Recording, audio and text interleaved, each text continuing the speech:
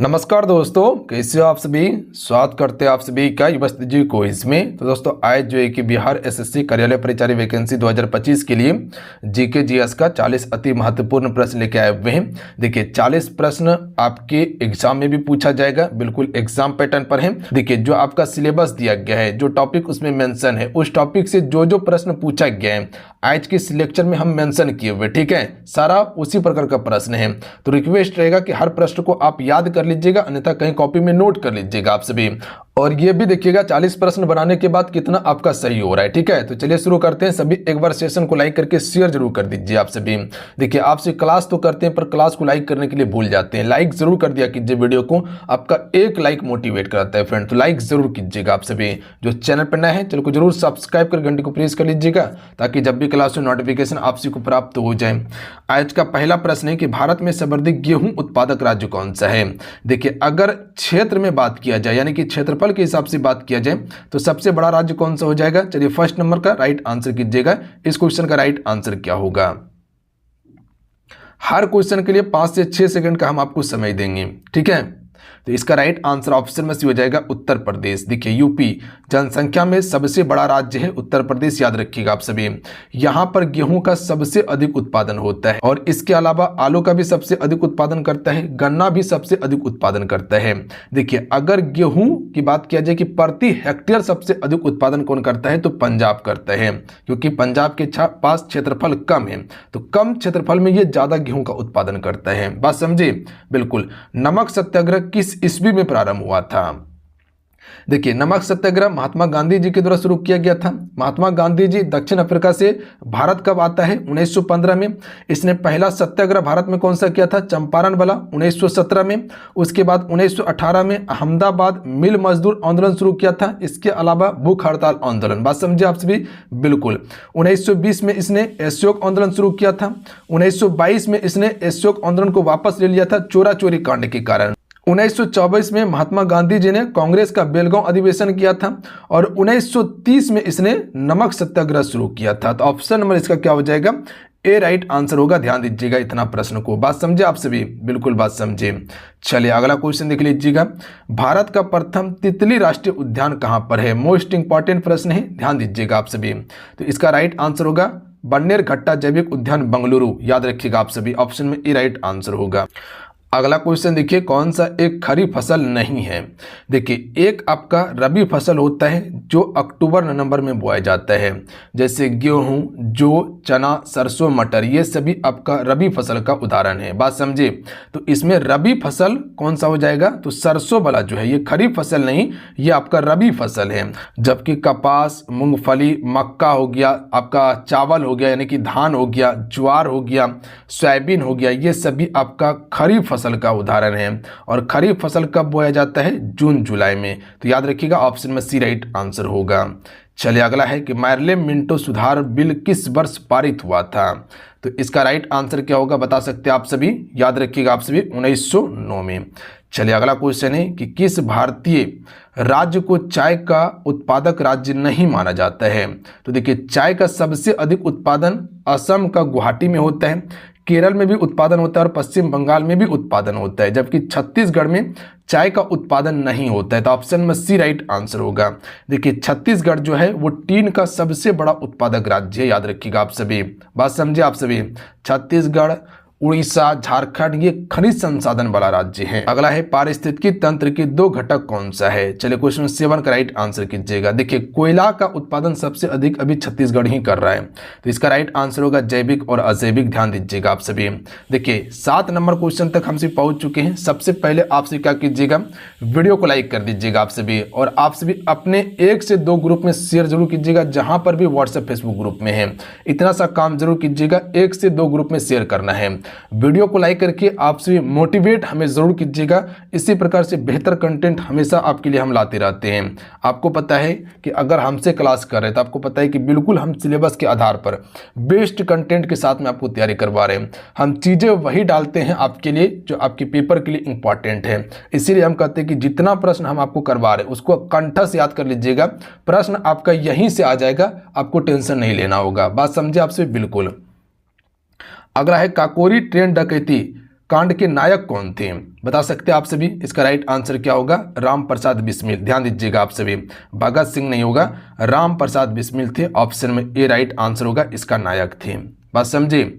अगला क्वेश्चन है 9 नंबर कि भारतीय को वर्ष 1947 में सार्वभौम सत्ता सौंपने की योजना निम्न में से किस नाम से जानी गई थी?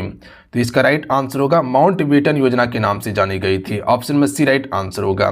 और माउंटबेटन योजना के तहत ही भारत का विभाजन किया गया था, याद रखिएगा आप सभी। अगला क्वेश्चन है कि गिर राष्ट्रीय उद्यान जो एशियाई शेर के लिए प्रसिद्ध है, ये कहाँ स्थित है? सबसे पहले ये याद रखिएगा कि गिर राष्ट्रीय उद्यान जो है ये किसके लिए प्रसिद्ध है? एशियाई शेर के लिए। कहाँ पर है? तो गुजरात राज्य में। बात समझे आपसे? बिल्कुल, ऑप्शन में सी। इसको याद कैसे कीजिएगा कि अगर छत पर से गिरा कि गुजरिए जाएगा, गुजरिए जाएगा मतलब दुनिया को छोड़कर चल जाएगा, तो याद रखिएगा इस प्रकार से इसको कनेक्ट करके। अच्छा, काजीरंगा कहाँ पर है? असम में, जो एक सिंह गेंडा के लिए प्रसिद्ध है।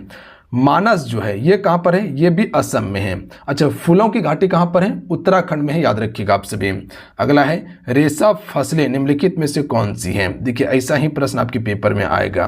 तो रेशा फसलें जो हो जाएगा कपास, सन, जूट, ये सभी रेशा फसलों का उदाहरण है। बात समझे आप सभी? बिल्कुल। जूट सबसे अधिक उत्पादन कौन सा राज्य करता है? पश्चिम बंगाल। और जूट अनुसंधान केंद्र कहाँ पे है? पश्चिम बंगाल में है, पश्चिम बंगाल के कोलकाता में।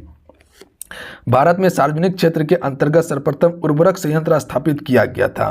तो देखिए सार्वजनिक क्षेत्र के अंतर्गत सबसे पहला उर्वरक संयंत्र सिंदरी धनबाद में स्थापित किया गया था, जो झारखंड में पड़ता है। बात समझे? सिंदरी धनबाद झारखंड में पड़ता है। अगला है बरौनी निम्न में से किस उद्योग के लिए प्रसिद्ध है? तो देखिए बरौनी जो है ये आपका तेल शोधक कारखाना है। ऑप्शन में ए राइट आंसर होगा। ध्यान दीजिएगा आप सभी, तेल शोधक। अगला है कि भारत के राष्ट्रपति का चुनाव कितने वर्ष के लिए होता है? देखिए भारत का राष्ट्रपति का चुनाव जो होता है ये 5 वर्ष के लिए होता है। जो उपराष्ट्रपति होता है इसका भी कार्यकाल 5 वर्ष का ही होता है। अच्छा, राष्ट्रपति बनने के लिए उम्र क्या होना चाहिए? 35 वर्ष। राज्यपाल बनने के लिए भी 35 वर्ष और उपराष्ट्रपति बनने के लिए भी 35 वर्ष होना चाहिए। अगर लोकसभा से अगर कोई भी प्रधानमंत्री बनता है तो उम्र कितना होना चाहिए? 25 वर्ष। अगर राज्यसभा से बात किया जाए कि अगर कोई प्रधानमंत्री बनता है तो उम्र 30 वर्ष होना चाहिए। इसका कार्यकाल 6 वर्ष का होता है। बात समझ गए आपसे? बिल्कुल। अगला है कि परितंत्र में ऊर्जा का प्राथमिक मुख्य स्रोत होता है। तो देखिए परितंत्र में ऊर्जा का प्राथमिक और मुख्य स्रोत जो होता है वो सूर्य का प्रकाश ही होता है, याद रखिएगा आप सभी। बात समझे? अगला है कि भारतीय संविधान में समवर्ती सूची की अवधारणा ली गई है। देखिए समवर्ती सूची की अवधारणा ऑस्ट्रेलिया से ली गई है, याद रखिएगा आपसे, बी राइट आंसर हो जाएगा। देखिए समवर्ती सूची, सूची कितना है? कुल 3 सूची है। एक संघ सूची, राज्य सूची, समवर्ती सूची। संघ सूची में केंद्र सरकार कानून बनाएगा, राज्य सूची में राज्य सरकार कानून बनाएगा और समवर्ती सूची में दोनों मिलकर कानून बनाते हैं। जैसे जनसंख्या नियंत्रण, शिक्षा, ठीक है, पर्यावरण का संरक्षण, ये सभी समवर्ती सूची का विषय है जो दोनों इस पर काम करते हैं। अगला क्वेश्चन देख लीजिएगा, वर्तमान में भारतीय नागरिकों को कितने मौलिक अधिकार प्राप्त हैं? देखिए वर्तमान में अभी 6 मौलिक अधिकार प्राप्त हैं, पहले 7 मौलिक अधिकार था। तो ऑप्शन नंबर इसका ए राइट आंसर होगा। बात समझे आप सभी? हटाया गया क्या? संपत्ति के अधिकार को अनुच्छेद 31 और अनुच्छेद 19 ए को हटकाकर कहाँ रख दिया गया? अनुच्छेद 300 ए में रख दिया गया है। ध्यान दीजिएगा आप सभी। अब संपत्ति क्या है? कानूनी अधिकार है, ना कि मौलिक अधिकार है। कब हटाया गया था? 44वां संविधान संशोधन 1989 में, याद रखिएगा आप सभी। चलिए अगला क्वेश्चन है कि जय हिंद का नारा किसने दिया था? तो राइट आंसर होगा सुभाष चंद्र बोस ने। ऑप्शन में ए राइट आंसर होगा। आसान प्रश्न था। अगला है देश बंधु की उपाधि संबंधित है किससे? तो देखिए देश बंधु के नाम से किसे जानते हैं? चित्तरंजन दास, जिसे CR दास भी कहा जाता है शॉर्ट में। आसान प्रश्न है। अनुवांशिकता का जनक किसे कहा जाता है? तो याद रखिएगा आपसे मेंडल को। ध्यान दीजिएगा आप सभी, ग्रेगर जोहान मेंडल को अनुवांशिकता का जनक कहते हैं हम सभी। चलिए अगला है कोशिका में पाए जाने वाला अनुवांशिकी पदार्थ है। देखिए अगर कोशिका की बात किया जाए तो ये क्या है आपका कोशिका? इसमें क्या पाया जाता है? एक केंद्रक पाया जाता है। इसी में आपका एंडोप्लाज्मिक रेटिकुलम पाया जाता है जो एक चिकनी एक खुरदरी होता है। इसी में आपको माइटोकॉन्ड्रिया पाया जाता है जिसे हम सभी कोशिका का पावर हाउस कहते हैं। इसी में लाइसोसोम पाया जाता है जिसे आत्महत्या की थैली कहा जाता है। तो अनुवांशिकी पदार्थ इसमें DNA होता है, याद रखिएगा आप सभी। अगला क्वेश्चन है कि मनुष्य में 2 गुणित क्रोमोसोम की संख्या कितनी होती है? तो देखिए मनुष्य में क्रोमोसोम की संख्या होती है 46। अगर जोड़ा में बात किया जाए तो 23 हो जाएगा। तो 23 इसका राइट आंसर होगा, क्योंकि यहाँ दो गुणित की बात किया गया है। तो दो गुणित मतलब जोड़ा की बात किया गया, तो 23 जोड़ा होगा। और डायरेक्ट पूछता कि कितना क्रोमोसोम होता है, तो 46 होता है। अगला है प्रकाश के छोटे छोटे कणों से मिलकर बना जिसे कहते हैं। तो प्रकाश के छोटे छोटे कणों से मिलकर बना है जिसे हम सभी प्रोटॉन के नाम से जानते हैं या फोटॉन कहा जाता है।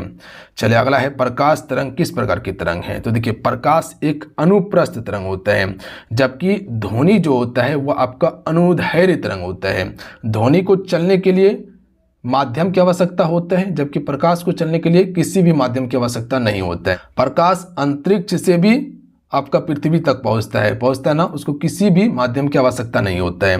प्रकाश की चाल सबसे अधिक इसमें होता है निर्वात में, जबकि ध्वनि का चाल सबसे अधिक ठोस में होता है। प्रकाश ठोस में गमन नहीं कर सकता है, याद रखिएगा आप सभी। एक क्वेश्चन पूछा गया था कि ध्वनि का चाल सबसे कम किसमें है? तो निर्वात में। जिसमें प्रकाश का चाल अधिक है उसमें ध्वनि का चाल नहीं है, और जिसमें प्रकाश का चाल नहीं है उसमें ध्वनि का चाल है। बात समझे? बिल्कुल। किसी अवरोध की कोर से प्रकाश का मुड़ना क्या कहलाता है? तो देखिए किसी भी अवरोध के कोर से मुड़ना प्रकाश का विवर्तन कहा जाता है, याद रखिएगा आप सभी। ऑप्शन नंबर क्या हो जाएगा? बी। अगला क्वेश्चन है कि निम्नलिखित में से कौन सा सिद्धांत प्रकाश की तरंग प्रकृति की पुष्टि करता है? कि प्रकाश एक तरंग है, ये कौन सा सिद्धांत पुष्टि करता है? व्यतिकरण का सिद्धांत करता है।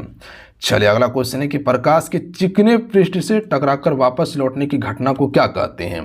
तो इसे प्रकाश का परावर्तन कहा जाएगा। ये एक चिकना पृष्ठ है, प्रकाश आया जिस दिशा से आया उसी दिशा में मुड़ गया, तो इसको हम प्रकाश का परावर्तन कहते हैं।